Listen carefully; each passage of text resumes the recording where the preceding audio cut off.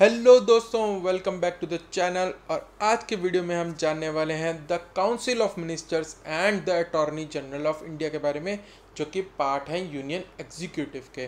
तो आइए दोस्तों शुरू करते हैं। तो दोस्तों एक बारी रिवाइज कर लेते हैं फटाफट। द पार्ट 5 द कॉन्स्टिट्यूशन में हमने क्या पढ़ा है अब तक। द यूनियन के बारे में है ये पार्ट, और ये आर्टिकल 52 से 151 के बीच में है।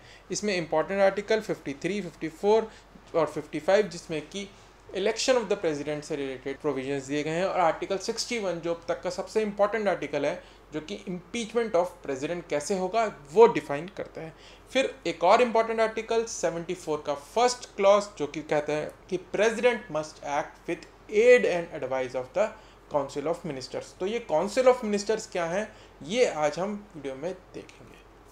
तो काउंसिल ऑफ मिनिस्टर्स एग्जीक्यूटिव का पार्ट है, बल्कि मैं कहूँगा कि एग्जीक्यूटिव का सबसे इम्पॉर्टेंट पार्ट है द काउंसिल ऑफ मिनिस्टर्स। तो ये जैसे कि हमने जाना था कि एग्जीक्यूटिव के पार्ट क्या क्या हैं, the president, vice president, council of ministers and the attorney general of India. 4 parts हैं, और लेजिस्लेचर के सिर्फ president and both houses of parliament हैं पार्ट। तो आज हम जानेंगे काउंसिल ऑफ मिनिस्टर्स के बारे में।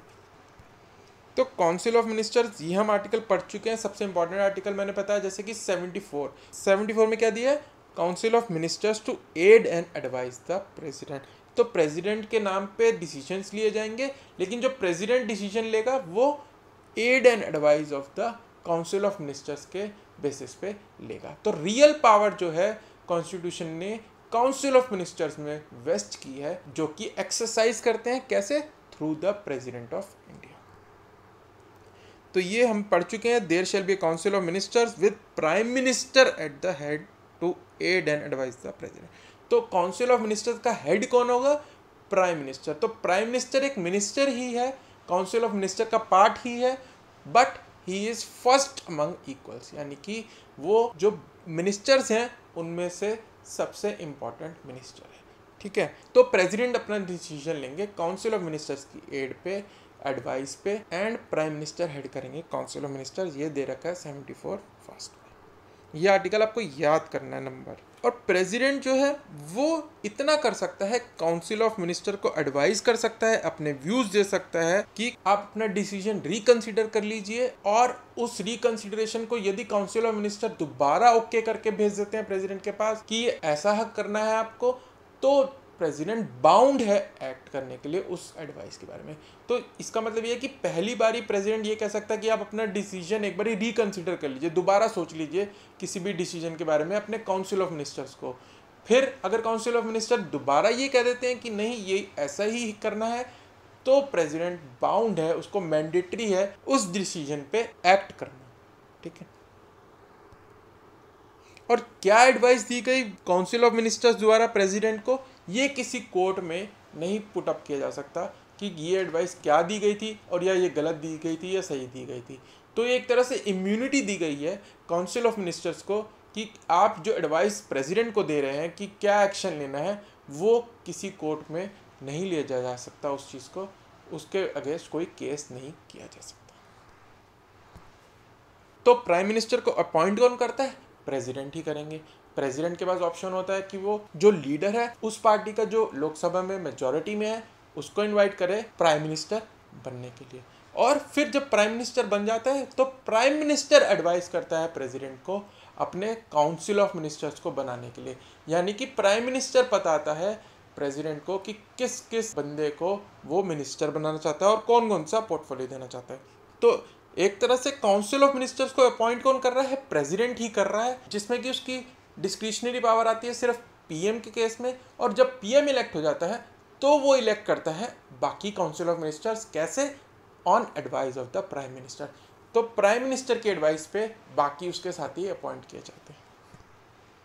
और नेक्स्ट प्रोविजन ये है कि कोई अगर बंदा मेंबर ऑफ द पार्लियामेंट नहीं है तब भी उसे मिनिस्टर बनाया जा सकता है, लेकिन उसमें कंडीशन क्या दी गई है कि उसको 6 महीने के अंदर अंदर किसी ना किसी हाउस का मेंबर बन जाना है बाय इलेक्शन और नॉमिनेशन। यानी कि किसी भी बंदे को मिनिस्टर बनाया जा सकता है, बट कंडीशन क्या है कि 6 महीने के अंदर उसे राज्यसभा या लोकसभा किसी एक हाउस का मेंबर बन जाना है, इधर बाय इलेक्शन या प्रेसिडेंट उसे नॉमिनेट कर दे। ठीक है, तो प्रेसिडेंट कैसे नॉमिनेट कर सकता है ये हम जान ही चुके हैं। 2 मेंबर्स लोकसभा में एंग्लो इंडियन कम्युनिटी से नॉमिनेट कर सकता है और 12 मेंबर्स राज्यसभा में नॉमिनेट कर सकता है। लिटरेचर, आर्ट और जो हमने कंडीशन स्टार पढ़ी थी प्रेसिडेंट वाले वीडियो में। तो इसमें क्या इंपॉर्टेंट है, 6 मंथ्स कि 6 महीने के अंदर इलेक्ट हो जाना है। तो ये क्वेश्चन आ सकता है कितना टाइम फ्रेम है, तो आंसर है 6 मंथ्स। अब कुछ और फैक्ट जान लेते हैं काउंसिल ऑफ मिनिस्टर के बारे में कि minister has a right to speak and attend either house of the parliament even if he is not a member of the house. Suppose कीजिए अगर मिनिस्टर लोकसभा का मेंबर है but he has the right to speak in Rajya Sabha also, कि राज्यसभा में भी वो बोल सकता है, उसकी प्रोसीडिंग्स को अटेंड कर सकता है। बट इसमें कंडीशन क्या है, he can only vote in the house of which he is a member. तो अगर कोई मिनिस्टर है सेंट्रल गवर्नमेंट का, वो लोकसभा का मेंबर है, तो वो राज्यसभा भी अटेंड कर सकता है, वहाँ स्पीच भी दे सकता है, बट वो राज्यसभा में वोट नहीं कर सकता। वोट वो कहाँ कर सकता है, सिर्फ लोकसभा में।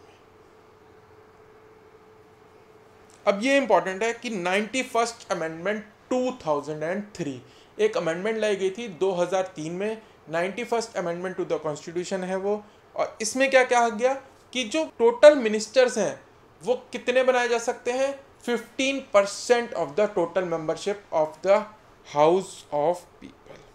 ठीक है, तो इसका मतलब ये है कि लोकसभा में जितने टोटल मेंबर्स हैं उनका 15% जो है आप लोगों को मिनिस्टर्स बना सकते हैं। पहले क्या होता था कि सबको खुश करने के लिए कोई लिमिट ही नहीं थी कि कितने मिनिस्टर्स बना दे सेंट्रल गवर्नमेंट। तो इतना कोएलिशन गवर्नमेंट बनती थी 90s में, तो ज़्यादा से ज़्यादा मिनिस्टर बनाते थे जाकि सब खुश रहें। तो इस वजह से एक लिमिट डिपोज कर दी गई 2003 में कि 15% of the total membership of the Lok Sabha, इससे ज़्यादा मिनिस्टर आप नहीं बना सकते। तो लोकसभा की मेंबरशिप कितनी है टोटल, 543 टू 550 के अराउंड है। तो इसके 15% यानी अराउंड 82 मिनिस्टर्स बना सकते हैं आप यूनियन गवर्नमेंट में। ठीक है, तो 82 भी बहुत बड़ा नंबर होता है, बट इससे पहले इससे ज़्यादा मिनिस्टर्स बनते थे, तो इस वजह से इसको लिमिट कर दिया गया 91st अमेंडमेंट 2003। तो इसमें याद करने वाला क्या है, 15%, ये नंबर याद करना है, कितने मिनिस्टर बन सकते हैं, 15% ऑफ लोकसभा मेंबरशिप और 91st अमेंडमेंट 2003। ठीक है, दोनों चीज़ें याद करनी है। अब ये इंपॉर्टेंट है कि individual responsibility and collective responsibility, ये कंसेप्ट है। ये क्या है, the minister shall hold office during pleasure of the president. तो प्रेसिडेंट अपॉइंट करता है काउंसिल ऑफ मिनिस्टर्स, तो जब तक प्रेसिडेंट का प्लेजर है तब तक ही वो अपना ऑफिस होल्ड करेंगे। तो इनको हटा कौन सकता है काउंसिल ऑफ मिनिस्टर्स को, प्रेसिडेंट ही हटा सकते हैं। बट किसकी एडवाइस पे हटाएंगे ये, प्राइम मिनिस्टर। प्राइम मिनिस्टर जो है उसके पास पावर है कि वो काउंसिल ऑफ मिनिस्टर्स को रीशफल कर सके, कि पहले कोई लॉ मिनिस्टर था उसको फाइनेंस बना दे, फाइनेंस मिनिस्टर को होम मिनिस्टर बना दे। तो ये पावर किसके पास है, प्राइम मिनिस्टर के पास है। और वो एक्सरसाइज कैसे करते हैं, प्रेसिडेंट को रिकमेंड करके। तो वो इंडिविजुअली रिस्पॉन्सिबल है टू द प्रेसिडेंट, यानी कि प्रेसिडेंट के लिए इंडिविजुअली आंसरेबल कौन है, काउंसिल ऑफ मिनिस्टर्स। बट ये पावर एक्सरसाइज किसके थ्रू होती है, पीएम के थ्रू। और कलेक्टिव रिस्पॉन्सिबिलिटी है house of people. Collective responsibility का मतलब है कि जो डिसीजंस लेते हैं काउंसिल ऑफ मिनिस्टर्स पॉलिसी के रिगार्डिंग, स्कीम्स के रिगार्डिंग, वो सब मिल के लेते हैं, एज अ होल लेते हैं। कि अगर कोई भी डिसीजन लोकसभा में डिफीट हो जाए गवर्नमेंट का, तो इसका मतलब वो गवर्नमेंट जो है कॉन्फिडेंस लूज कर चुकी है लोकसभा का और उसको रिजाइन कर देना चाहिए। तो अगर लोकसभा में कोई भी नो कॉन्फिडेंस मोशन लाई जाएगी किसी भी मिनिस्टर के खिलाफ, वो पास हो जाएगी, तो मतलब है कि एंटायर काउंसिल ऑफ मिनिस्टर को रिजाइन करना पड़ेगा। ठीक है, और इसका एक और मतलब है कि अगर कोई भी मिनिस्टर काउंसिल ऑफ मिनिस्टर्स का जो डिसीजन है एज ए कलेक्टिव बॉडी उससे सहमत नहीं है, तो वो पब्लिकली उसको नहीं बोलेगा against the council of minister कि ये डिसीजन गलत लिया गया। अगर वो ऐसा करता है तो उसको रिजाइन कर देना चाहिए काउंसिल ऑफ मिनिस्टर्स से। ठीक है, तो इसका मतलब ये है जो काउंसिल ऑफ मिनिस्टर्स हैं वो as a collective body responsible है to the legislature and individually responsible है टू द एग्जीक्यूटिव यानी द प्रेसिडेंट को। तो ये आएगा कि individual responsibility council of minister किसके टुवर्ड्स है, तो आंसर होगा प्रेसिडेंट। और कलेक्टिव रिस्पॉन्सिबिलिटी किसके प्रति है, टुवर्ड्स द लेजिस्लेचर। तो अगर ये काउंसिल ऑफ मिनिस्टर्स एक बोट में सवार मान लेते हैं और ये किसके अंदर तैर रहे हैं as a council of minister in the single boat in the Lok Sabha, और ये कलेक्टिव रिस्पॉन्सिबिलिटी है कि ये वोट सीधी रहे, मतलब कि काउंसिल ऑफ मिनिस्टर की एक कलेक्टिव रिस्पॉन्सिबिलिटी है कि जो गवर्नमेंट है वो स्मूथली सेल करती रहे और लोकसभा का कॉन्फिडेंस मेंटेन रखे और वहाँ पे उसके against no confidence motion approve ना हो जाए, ठीक है। और इंडिविजुअल रिस्पॉन्सिबिलिटी है कि प्रेसिडेंट के प्रति, ठीक है, कि the president may ask any minister to resign on the basis of advice of the prime minister. अब इसका मतलब ये नहीं है इंडिविजुअल रिस्पॉन्सिबिलिटी का कि अगर कोई गवर्नमेंट का बिल फेल हो जाए on the floor of the house या पास ना हो पाए तो गवर्नमेंट को रिजाइन करना पड़ेगा। ऐसा क्यों है? क्योंकि जो लोकसभा है उसकी कलेक्टिव रिस्पॉन्सिबिलिटी है लॉ बनाना, गवर्नमेंट की रिस्पॉन्सिबिलिटी तो लॉ को इम्प्लीमेंट करना है, लेजिस्लेचर की रिस्पॉन्सिबिलिटी है लॉ बनाना। तो अगर कोई मिनिस्टर बिल लाता है लॉ लोकसभा में या राज्यसभा में और वहाँ वो पास नहीं हो पाता है तो इसका मतलब ये नहीं है गवर्नमेंट फेल हो गई है। तो इसका सिर्फ ये मतलब है कि वो पार्लियामेंट का जो हाउस है वो उस लॉ पे एग्री नहीं करता है। लेकिन अगर नो कॉन्फिडेंस मोशन लाई जाए और वो पास हो जाए लोकसभा में तो ही गवर्नमेंट गिर जाएगी। तो और ये नो कॉन्फिडेंस मोशन किसी भी मिनिस्टर के खिलाफ होगी तो गवर्नमेंट गिर जाएगी, ठीक है। अगला है it shall be the duty of the prime minister to communicate all decisions to the president. तो इसके अंदर दिया गया कि प्राइम मिनिस्टर की ड्यूटी क्या है कि जो जो डिसीजंस उनका काउंसिल ऑफ मिनिस्टर्स ले रहा है वो प्रेसिडेंट को बताया जाए और ऐसी कोई information administration of the union के बारे में जो कि प्रेसिडेंट चाहे वो काउंसिल ऑफ मिनिस्टर्स से ले सकता है, ठीक है। अब ऐसा क्यों है? क्योंकि प्रेसिडेंट भी एग्जीक्यूटिव का पार्ट है तो उसको भी राइट है कि सब कुछ वो जाने और वो भी उसके पास राइट है कि वो एडवाइस कर सके काउंसिल ऑफ मिनिस्टर को कि इस डिसीजन में देखा जाए इस तरफ। और प्रेसिडेंट ये भी एडवाइस कर सकता है कि कोई ऐसा मैटर है जो कि इंडिविजुअल एक मिनिस्टर अपने ले चुका है, एक मिनिस्ट्री ले चुकी है, बट वो मैटर अभी काउंसिल ऑफ मिनिस्टर्स में पुट अप नहीं किया गया है, तो उनको एडवाइस कर सकता है कि भाई ये मैटर भी आप पुट अप करिए और इसको अप्रूव करिए। अब आते हैं हम last part of the executive, the attorney general of India, ठीक है। तो ये फोर्थ पार्ट है द एग्जीक्यूटिव का, ठीक है। तो अटॉर्नी जनरल क्या है? The president shall appoint a person, president appoint करेंगे और किसको करेंगे? ऐसा कोई बंदा जो कि जज ऑफ सुप्रीम कोर्ट बनने के लिए एलिजिबल है, ठीक है। तो ये आ सकता है कि क्या क्वालिफिकेशन रिक्वायर्ड है अटॉर्नी जनरल बनने के लिए? तो आंसर होगा any person who is eligible to be a जज ऑफ सुप्रीम कोर्ट। अब क्या कंडीशंस है ये हम जुडिशरी वाली वीडियो में जरूर जानेंगे कि क्या कंडीशंस दी गई हैं जज ऑफ सुप्रीम कोर्ट बनने के लिए। तो अभी के लिए आप सिर्फ इतना जान लीजिए कि प्रेसिडेंट अपॉइंट करेंगे और ऐसे बंदे को करेंगे जो कि जज बनने के लायक है सुप्रीम कोर्ट का। अब इनका काम क्या है अटॉर्नी जनरल का? Advice to the government of India upon legal matters. तो जो बड़े बड़े मुद्दे हैं होते हैं जो सुप्रीम कोर्ट पहुंच जाते हैं तो गवर्नमेंट का पक्ष कौन रखता है? Attorney general. तो गवर्नमेंट का जो व्यू है वह अटॉर्नी जनरल पेश करते हैं और एडवाइस गवर्नमेंट को करते हैं कि किस मुद्दे पे गवर्नमेंट का व्यू क्या होना चाहिए, ठीक है। और ऐसे भी मैटर्स पे एडवाइस कर सकते हैं जो कि प्रेसिडेंट उनसे कुछ एडवाइस मांगे, कि प्रेसिडेंट कुछ मैटर पे एडवाइस चाहते हैं, लीगल एडवाइस चाहते हैं, तो प्रेसिडेंट को एडवाइस दी जा सकती है through attorney general of India. अब अटॉर्नी जनरल पे राइट क्या है? To attend all courts of territory in India. तो अटॉर्नी जनरल पे क्या पावर है कि he shall have the right of audience in all courts in the territory of India.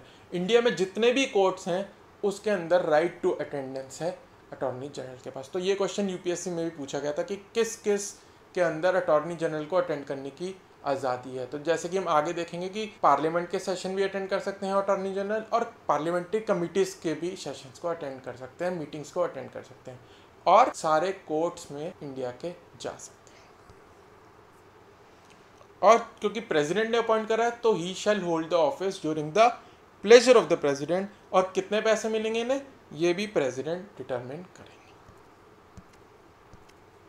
अब कुछ और फैक्ट जान लेते हैं। He is the first law officer of government of India. तो गवर्नमेंट ऑफ इंडिया के फर्स्ट लॉ ऑफिसर होते हैं। जैसे कि मैंने बताया right to attend and speak in either house of the parliament and parliamentary committees. और ये गवर्नमेंट सर्वेंट नहीं है, ठीक है, ये सिर्फ एडवाइज़र हैं गवर्नमेंट के, कोई ये रेगुलर सर्वेंट नहीं है। and he is to be assisted by Solicitor General of India and Additional Solicitor General। तो ये याद रखना है कि इनको ये दो जने असिस्ट करते हैं। अब सॉलिसिटर जनरल और एडिशनल सॉलिसिटर जनरल के प्रोविजंस कॉन्स्टिट्यूशन में नहीं दिए गए हैं, तो ये आप याद रखिए। अब कैसे याद करना है? PM to head council of ministers, aid and advice of the president, article 74 का first clause. Term council of ministers की 5 ईयर्स की होगी।